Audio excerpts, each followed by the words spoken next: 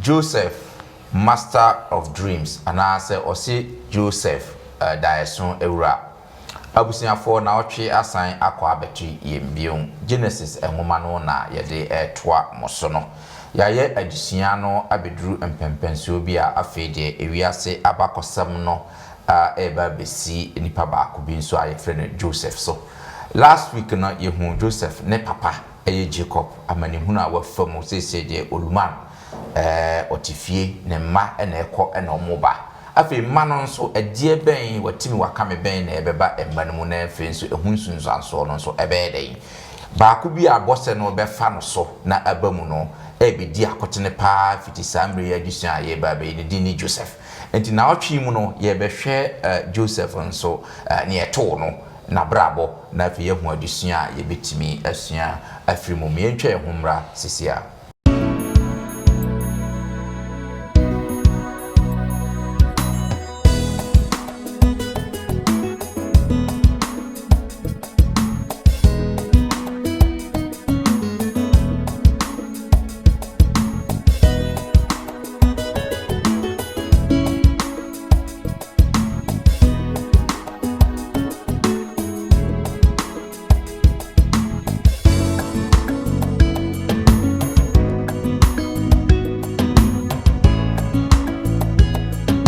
Abusianimu nkwadanimu edie ne ba abusianimu na emu tsen entete but me na ben but I can provision for them there yes so many na yepe Jacob nse oma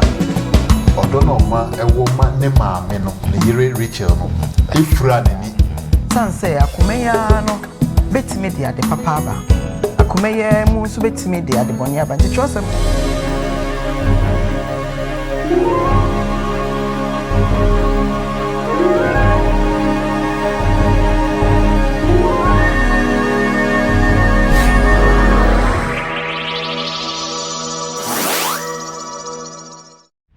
You can contact us on 3ABN Ghana on WhatsApp number 0577 654896 or call us on 057 654896 or email us on info@3abnghana.org. 3ABN Ghana is a non-profit making channel. We appreciate your support to keep us functional. Please, you can send your support through a mobile money number 0577 654896 or EcoBank account 3 Angels Broadcasting Network Ghana 0160084530961101 University of Ghana Main Branch. Visit our website at www.3abnghana.org. 3ABN Ghana. Experience the excitement. Yabema mo akwaba biu na afi yede ncha sonkonso ede amamu nyinara se de biara da mode mo fidie ede to London Ghana memenda akwa for Sabbath school ena fe chosemu empensempensemu yedru adusua etoso edubako nkakra ka adusua mienu pe na yede kwata na adusua no ede aba na wieye ti Genesis ngoma na yede ko na wieye ya I don't know. No aboafo sonko ha omoba beboa na afi yede ne adisiano yede abremu yehowa domonti mewo elder Jafet obisi amankwa na eti emfinfin no mashase free hosanse mamienu ntam bema ba kope ene wo hontima memfam free no so etaka se ladies first eto da bi nso e say mami man so e ba kakra eda yema wakwaba se eto safra wo waba me ba manimu happy na sister Adwa Fusu anso na te menchen ha pe sister Adwa yema wakwaba Yera na fe me ko eto no ha sister Agnes Teten so enati eto no ha no sister Age yema wakwaba it me da mo asese enne munyina maba tino eda na de roni se ya sanwo echew na sanwo echew great yen hwe yen addition no ma menkata yen kata yen na mema Sister Adwa Fusu a emompaye maye omucha maye mompaye yene jada fupa Kristo yeda wase wakwanya nso so de ama yen ebisua ho de estro se ma on kronkron kakaifo no mekan nyina ye ho ene atiefo nyina enya wasem ntiase na mo yen ayen siesie ho ye ema o ya enche na waba no yeda wase so etie empire with Jesus Christ in it. Amen. Amen. Good. Yansha yanka abosem no fa yanka abosem no free Genesis chapter 37 verse 19. Say Sister Gay why crowd Genesis chapter 37 verse 19. Hona yanka abosem no was so betimi akenkan amaya. Ajo miente erade asem. Na wasi say won hu say hwe da yesonfo no no oba no. Amen. Amen. I think say ye ko yan addition mo sanka abosem yi bebam na fe ya na emre na ya doso no. So na midi kankan ye na troubles upon troubles like how na Jacob ekomu abra ne yere owo ye wu Benjamin na fe ne yere na ewu ye na Ruben so koye ne amo ho nsam okoye na fe nsam no aye bebre Grace say no Joseph etiho waye olman ne mano na eko no moba Joseph apie mu se ne yenim Rachel ewo Joseph no ya dika hwe ehun adisua afi yenhwe abusia no mu nkwada no mu edie ne ba abusia no mu na emu tesen entete no na etesen ene komba otan eba mu ma ekowie ne ewie ya ye ba behwe ehun adisua nti yenhwe yeni kan hwe abusia no mu se ne na esitie Genesis chapter 37 verse 3 no ebepem 11 no ebe maye nchechemu bi na fe elder wakasa ho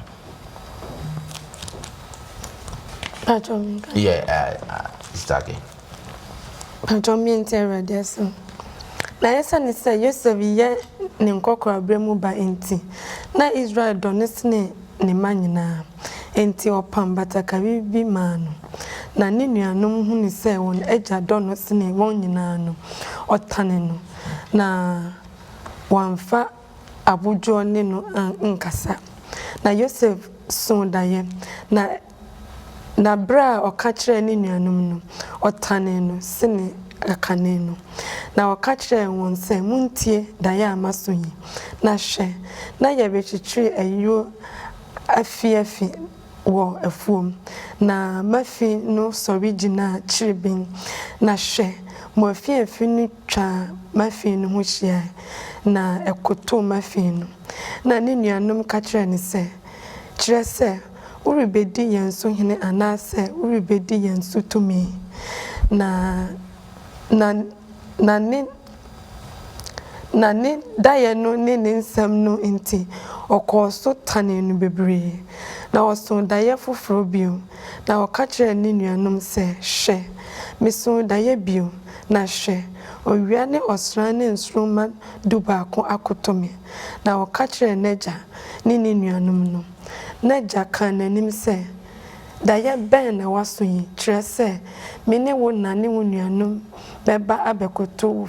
fam wo wanim baba abekoto fam wo wanim na ne nuanom ani brain no na neja de odinsam yisie ba cha ekosise 11 amen Amen. Yo eda yentwe nsakraya eba abusia no mu na fe ekofa otan ede baaye ni adisua betimi asua free sa abasemi mu yo menu amdase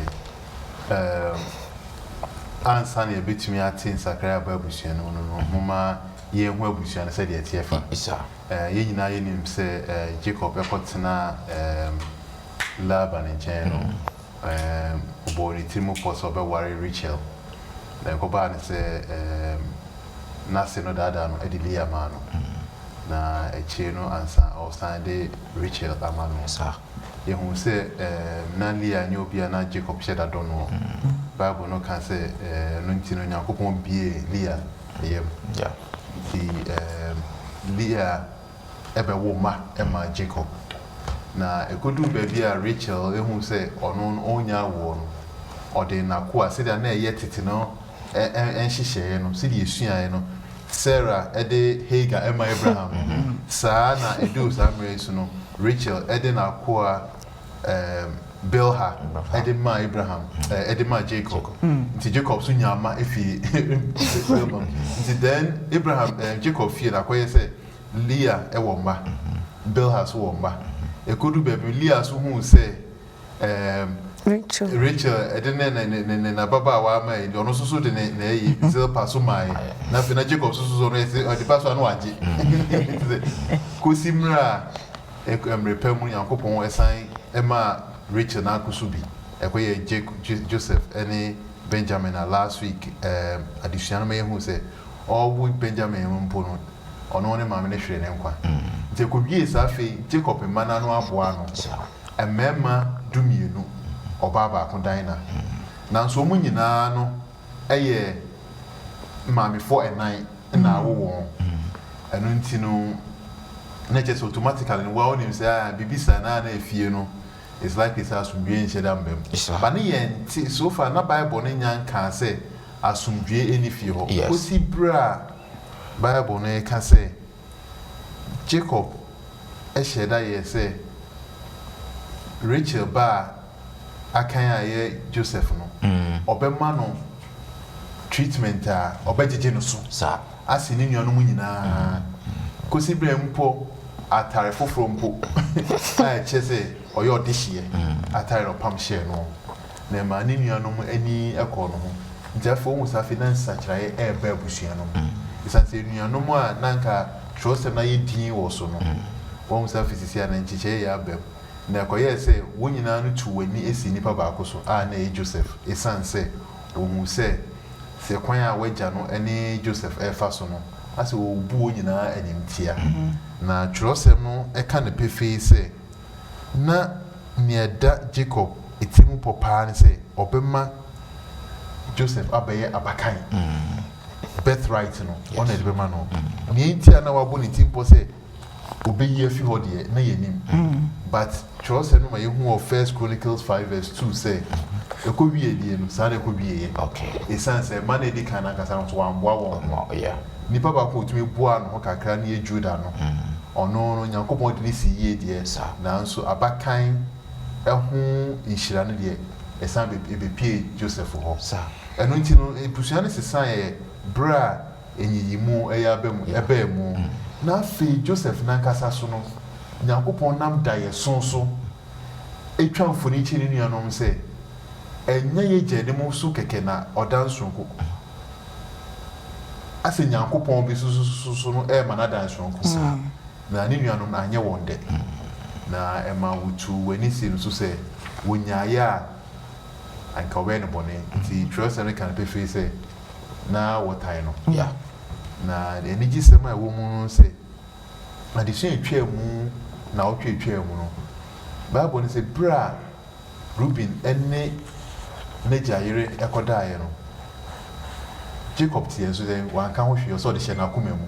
o kind the same e so ha na o say Joseph de no so no o kan ne nimkitu abi de say na de mene wona e ba be somo wa na so say de aka so de hye na akoma mu afi na o hwe Jacob e fa su bi anka ne manfa ya anka be boa o say bibi esi wa abrahabo mu no ye to ye mrase na ye hwe ni ehu se de Yankopon etutu ne hihye ye fa esanse enyama nsikwa nanso ne nua ne mano de wa hu ne sa nanso Jacob no fa ne sa na de twato a se Yesu mfoni ana Jacob na all process no Yesu su fa sa de hwan so ma ehu wo Matthew chapter 20:26 and 27 say won pray say nie bi a all pray so bedi nipa so no dodo so no o so osua so be ya akoa na nie bia so a opeso ya akoa no so no o make sure so say opeso di nipa bi so no o sua sa akoa ye no obeso eno ntino ni adesua kese e wo we di ekoso wo Jacob abusua nua say ni nua no mu enhu say se even pono Joseph no pre ne papa po pre so be Joseph wonti a se wo bre wo hwase no wo somo a bia na nke be na mo somo wo kese aba na nso wo pre se wo nya na no so no amfa so papa bi embra wo me sure say dictionary de nkwa ba no na adisua pese ehu se empo se sachire ya ba busua no mu a na nka o se ni nua no mu se enye wo na be ye wo nde se wo pre was a kunya with say as soon as you soon could be a soya and cause ever fast star. You that me that's not me bisa say so was it Jacob no wrong to say obedo Joseph in that direction say womba be brain na back or how if say wakuma wono hono wrong because womba be bra ni say minim ebia back will be will be feel so be more closer to you. Why wrong, sir? Because most people interpret it and say, oh, man, be bra, do me na back, I don't see how that can be possible. I don't. Opinion that Emma Musa, because yen suni e bibiano Emma ye dance. It is a ushe and Rubia Sebio or ne papa e recorder ya papa to me dono sir. The ushe Levi ne Simeon na woma kuma. Empu papa can win him no. Verse 31 of Genesis chapter 35 I can like when you I know you are the more ojapo enyefe. You know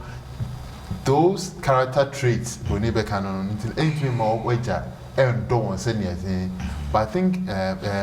near Jacob and say Odono ma ewo ma ne maame no ne yere Rachel no efura nani anunti otumi nya aba efi Rachel ho no na je se medoba no bibia o se bitumi ya wasase ma sa akwala we nkwa de me ayesa na wo yafom yo once abisa kan numpo de na ya wodudu most of the time they akra for money there it happens but the young one say the same mwankasa oile ba ku mwankasa na mama wahwema yibi sometimes it's not a natural instinct ebi akwala na bibi ha na obeba beka onu a oben naturally enti ebi o ha obetimi ni na ben but a provision for them there yes woman na yepe and show ya na the time ban but no matter what enkola ni bi better watching other ones but so ye bibi amomu there so ye ni na pepe na fa otan ni o ha wa yeah great and I think so share almost so culture now I learned say there's a particular culture that so practices that group marriage, you know, say we didn't make no their piano no then now we in social how means me will be now so their mano now or no so woman so no say there's a culture we as at now they also practice that group marriage say me ko warrior mitimi freminia no so aba no abe ware bia fine ono so timi di nua aba be ka ware no na yina ye ware course na obia I mean I don't think say a practice that we have to you know idea biblical say samri sabi yempia friends because e binu ko ti sa ne ma no e de say na Joseph ne yire amfa na yi amfa mana mo ne na ndama wa wo na we so de ne de ama no ntino normal say e bia bibisa no o aware yese a won so obetimi ayesa that you think say something that we have to encourage yes that was say trust them no Nyankopon edisi so pefi say obo ade no obo Adam ebo yire ba kuma no Yesu so ba asasi so no otimu pefe bra Farisi fo no kobisa no asem bi say na obe ma bi ware obe bi na be ma ne na wo no wuye na ni nua me ma no ahensia san ne be ware ye na okodusu ahwan ye panso no ande na mon kan wo say trust mu no Nyankopon say obo be ma ba ko no obo ba there are cultural customs ye fano e de beka ye ho e biom trust na mu no e ba awrija ye so no ansa bi a Jesus di ma Farisi fo no say eye moaso odenti na Moses dis an hihyewe eto eno nti no ye ni panas we go along ye adapt some cultures but e ba ne say se wanya efi wani nya nyame adomara wani abie no abehu Nyankopon hihye a aye friend Christianity the biblical principles na wamamre eni tumi ewo Nyankopon yes and it's in do baby no kwa no Paul esan kan Galatifo esan kan say sebio mu yankwasiafo ana aden na moda so kura the traditions no you are no longer bound by them into the cultures are there nya ekeke ebikwa de brosa ewo ho but say enye ne fapem ensi twosem no so de na kire say enye say de Abraham no ye no eno ne Yakobon yes me san for back kura kan there is the dichotomy kura say bra Joseph David ekofa Bathsheba then Nyankopon ka che no o say na yiri no bebrebe e wa hai na sanke enso mpo a o dey say it wasn't say Nyankopon na ofo aso yeah, but what Nyankopon was trying to say my yen in such a way say you should be content with the amount sir what dey say and unti no Nyankopon yen say be ma bia no me ma o yiri ba sir and no na machine at all. Okay. Who for other cultural practices be and it comes with its challenges. Na ye hu ye. Abraham ni Hagar we saw it. We saw it. Na ye be hu ye hu bi was say Abraham Jacob as it yeah. Just Isaac there or fa ne ba ko tena ho no. Ye hu say we nya sa problem no. Great. And until no example my say ye fun ye ko fa ya mamre bi su ni be ya dia. Institution MBA yo yento aso na fe yenko yanim afi ye hu nsakraye ba abusia nema otan eba mu enti ne ekopie nsesa wo sha say from 37:12 na kopim 36 na eye abasama eka ofan okwan a yede Joseph efaso abra ne papa suma no se onkosre so na ne nuanom che no na omo ye se yenku no yenye ne se ye na at the end no se yenton no Emma ne yemfa no ko Misraim Emma ye ton ye hwe sa asem no eje ne betimi asua free sa ade no yo me da say say ye hwe Joseph ne nua mo abakosem ya ema ye hu se tora bia ni patrimu ye den so hwa na ye nua no wona na ye ketwa ni papa mo kra na twase nkomo bone ho ban enso yen hwe yesuma ye say on fa aduane ne mra omo je aduane no omo de ye omo hwie ye no afa na akoma abone wo mu no otan no eyi ne ho adi no omo so mba no di ka chase ka ne ho asem eno na kakra e di otan ne ma na ye kese wa konmen even though na wo ho no enuanim timi ka bo mu e bo ho po Chadisha ba kun say Christopher yi no de eba yakoma ni mana de ta adwen ho no e ho hia pa se sha ase na bia utwa so ho a ebeboa wen twa so a ebi ebetimi adie ni mu akwa nti ehwe anuanom ye omo hu otan na omo nua no jeso omo hu ye ne hi na afi otan ba ye no afi omo ka say yenku no yes de di kan no okay ye men fa yen kwa chi kra onba no ye di kan Joseph na abayira akwan na papa bi kire no se unua no mo ha but omatu suko e na okotu unua omo so omo ba na no omo ka se yenku no e ona Ruben be mu na o se da bi mo ma yenku no na mo yemfa ne sham na im amnan so ensi hwa enua no mu Ruben de no ye panyimo ti onya badaye kakra se kum na no odin tiwe nua ketewa enwen ne ho ti no de na etum em se kire bi no waba na nko ape kwan bi abeyi ni nua afrim at least we nku no ye be fa ne sa eno wansi hwa efri wona no pet no de no mo se da bi ye nku no pet ne kra nso ye mfa ne ntum eno mo se adwadifo bi ba ena Judas susu ba se ye nton no ti o de otan be hye nipa akoma mu a eye ti akoma a ensesan ya o ka ho asem ni se me ni omienu ne akoma ne yemfa ma Yesu na ensesan etimi dwen bone ahoro bebrebe ma ye nuanom ne ye nuanom ne afipamfo ne nkrofo esenka ye odo ediche no afi na ne ma ye ne emwa ti nipa emwatan mo se mo mfa ne nto amnem eno ankoye Judas so se ye nton nto ton ne di kan ma media fo bi yes median for ye adwedifo omso kransi ho omso sa koton ne ma Egypt ne bi yes Egypt ne no koton ne ma ahemfi nti enwe nipa baako atrapo ya horo ne de ofa mu ansa na oba bedru ha ne nyina na ejina ne nuanom komemu bone a nipa bo po wo mu ene na de suan de ma yen se me no mienu etwa se hweye ewo yakomemu die susu ho ne adwen ho de bia sanse akomeya no betime de ade papa aba akomeya mu so betime de ade bone aba nti twosem ka se sebone ni wie nyina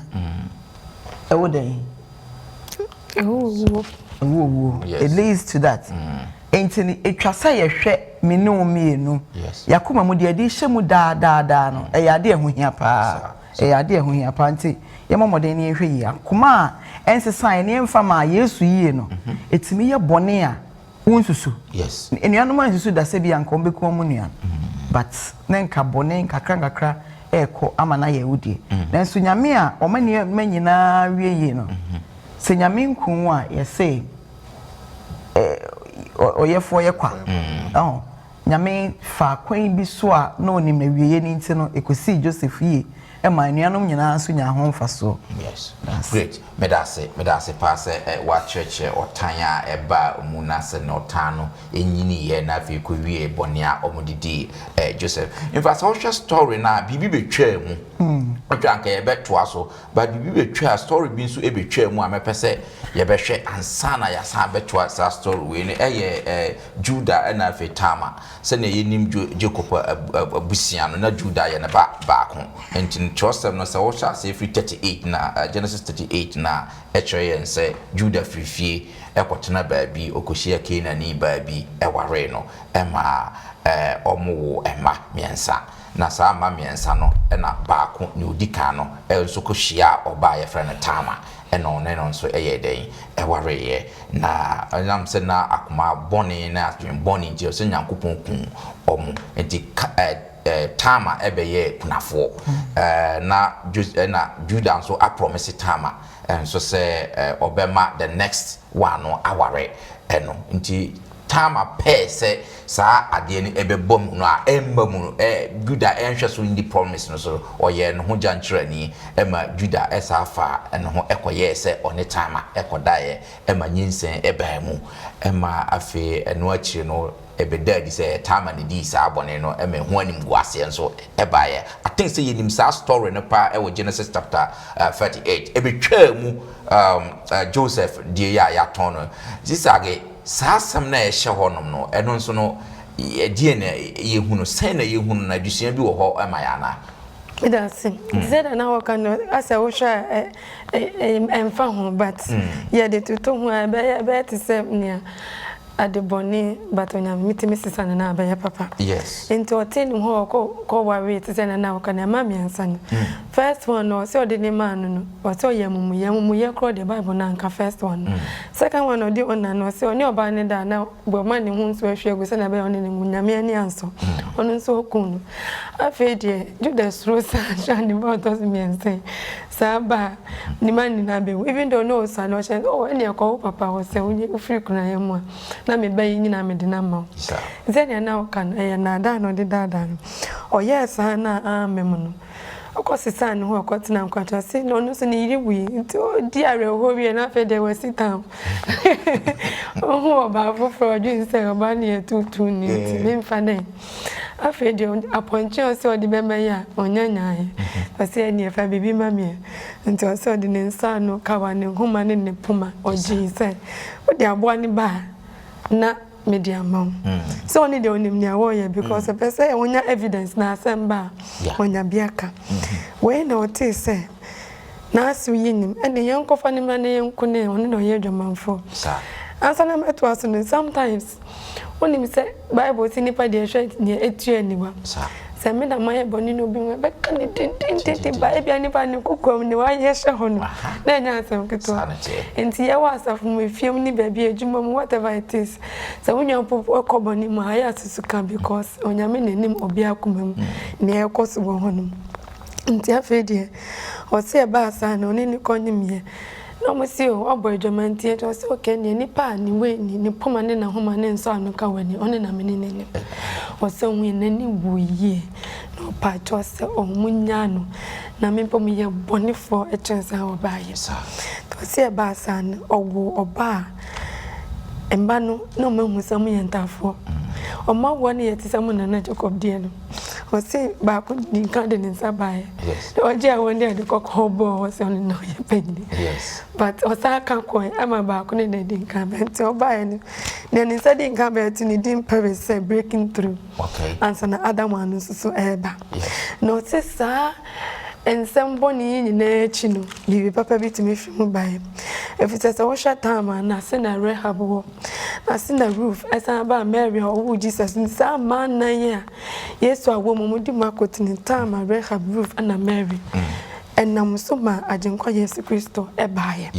enti no matter what nia esi wo ya brabom bebi ya akosie bia no so nyankopon bemu a otimisisa ade bone mane be ya de papa enti odi bibi kakra ba de siana se me pese me kan na yehwe o se adisia ba kon ye betimi afafiri sa abasam yimu ni se ne onyankopon nam na dom so je ta mankwa na wosesa ate bia bone a ye no papa no saara na wonam Yesu asenua so beji ne nkrofo nkwa na Yosef nso onyankopon dane na mane hunu no ye ne nkwa je ma Yakob ne ne ma ento onyankopon di we hye nkwa se tama na nkesi ye bekunu aye dwomanfo no hwe enam no so Yesu bae Yosef nso na mane hu nyina echi no hwe ne ma na ye musiakuo no ena anofo teminu mieni whatever ye come no onyankopon betimi bia ye bibipa yo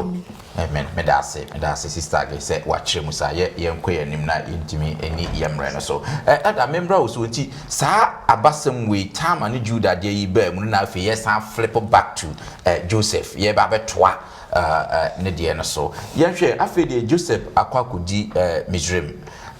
Potiphar na afa no na afi waye akwa wo Potiphar afie yenim sane Genesis chapter 39 no so narrate Joseph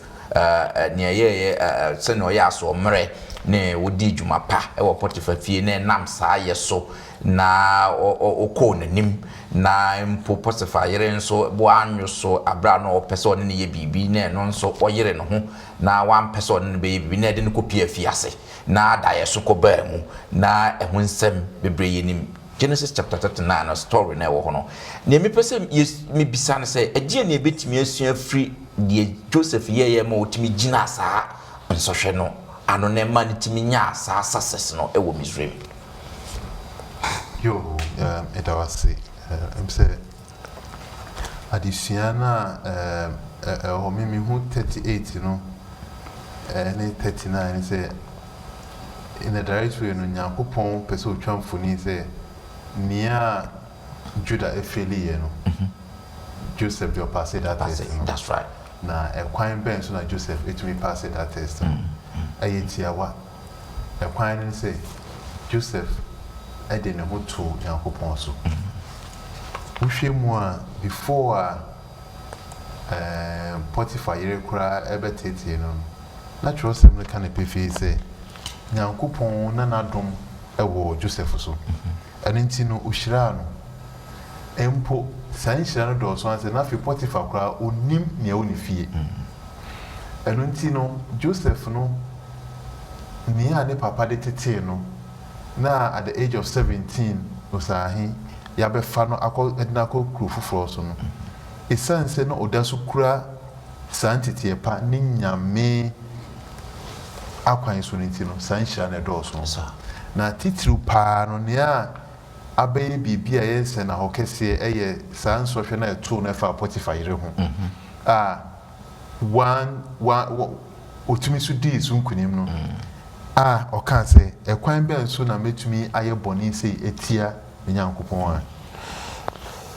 enu nti no on masa o house a no embeto no enu na sia no ehye challenge ema ye nyina ewe biase na ye di ntia eye sanse ebium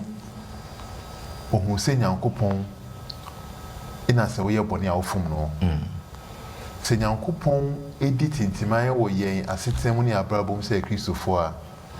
adibia meye bia ye boni no edikan fum nyankopon ansa afum nipa enitina Joseph enya asante ase no hu se mfum so no mfum Potiphar de edikan ebe fum nyankopon in fact so study text ni ye pa Joseph can say bibia wo fie ha bia meja mi wura mfan kamemo je wo pe but so wo hwem in detail pa so a Potiphar mbie na no pa anka say ordinary come Joseph if you want to look closely but Joseph ni nyantia say yes de nyankopon aka ato ho no say untumi ma wani mbiri obi yire yes na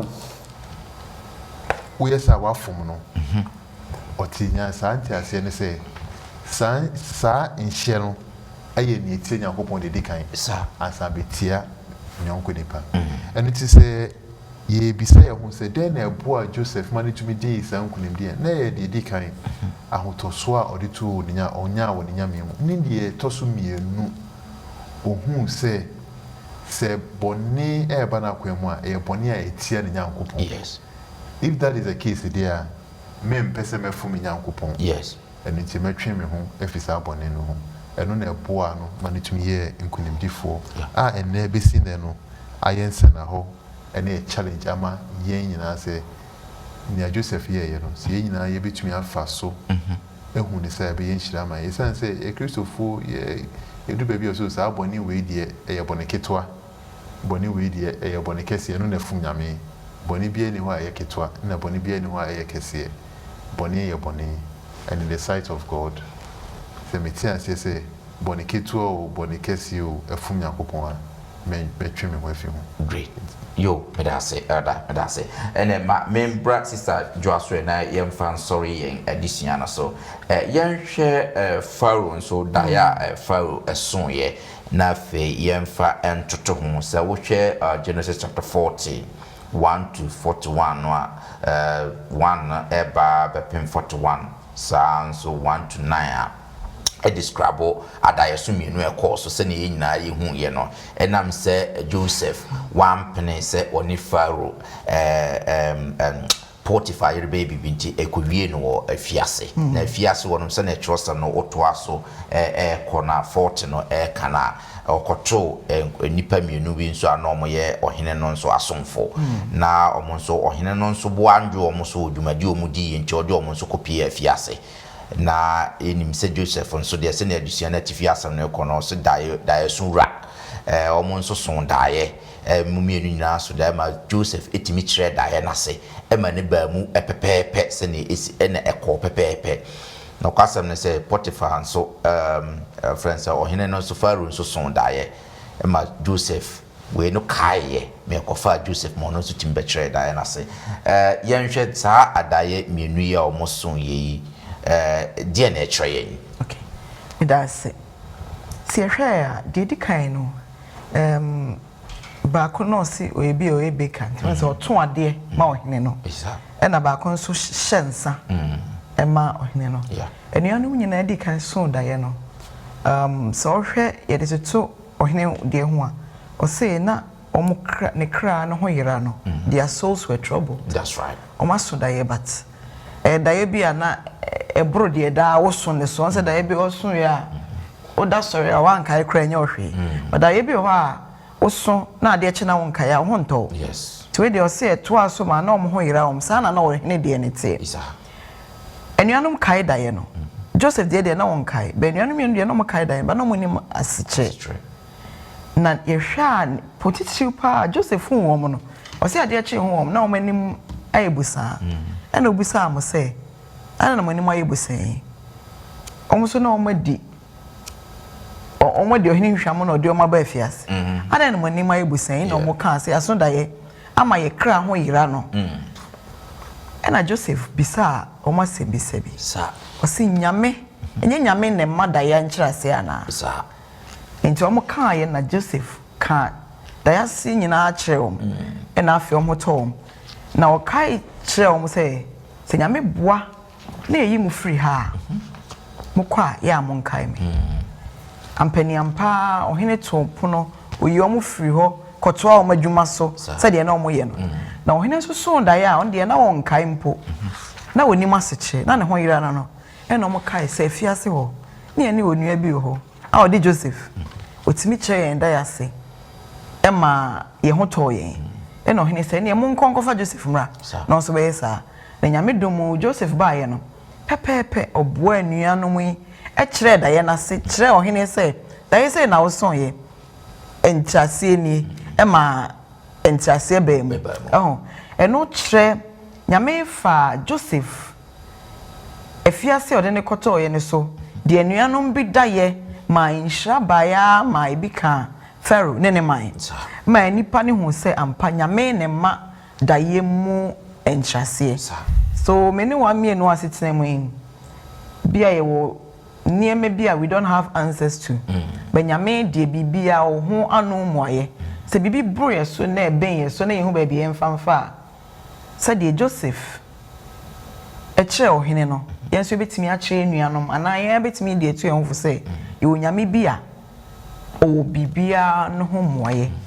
na oma niema nyina so wie ni mayi san se da ye ne chi no e de onyam bre Joseph ofri afiase ma afi de ohene ye ne panyin pa enuanom so fri afiase wono they were restored sana adesua ne chain ohene nso so boa ma na memo ni siye e ma afi oman ni die enam Josepha odi nhira eba oman ni muti sa medase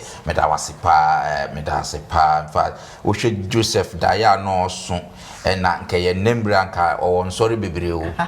anka da ye bi obasu bi obeti asori because ne there been your predictions krampo hu o asafo nkofo mu di o machi for just those prediction krampo a emmamu na Joseph hwa ne da ye no so kire mu a o kire mu eba mu se ne esi ekopepepe as na nyankopon ensa e wono so pa abusiafo se ne ye ka no abakosem na babesi Joseph so wakopie Misraim o how ashase atu Joseph nanso ode no hoto nyankopon so nti o di nkunim edi kan no next week no ye behwe Joseph afi saada ye so asekire ye chi no edie ben enebama Joseph na afi ya hwe ni nuanom na omoton no no ankom fi so omoton no se omode na ekọ forever na ekọ forever ana se enhira bi eba ema omo next week shia ye na ye mfasa adusua no emfa emma wo onyankopon enhira mo se mo ne ye ayesa adusua yi kategonie na mema sister age enhira adusua no so emma ye amuchoya mompai nyame ni abankase ekoso adawase papa pass wetimi abeken kan ya dwene na yetimi dia adusua ba na wie ni esho ni se nya ya kama yankasa ni enyesa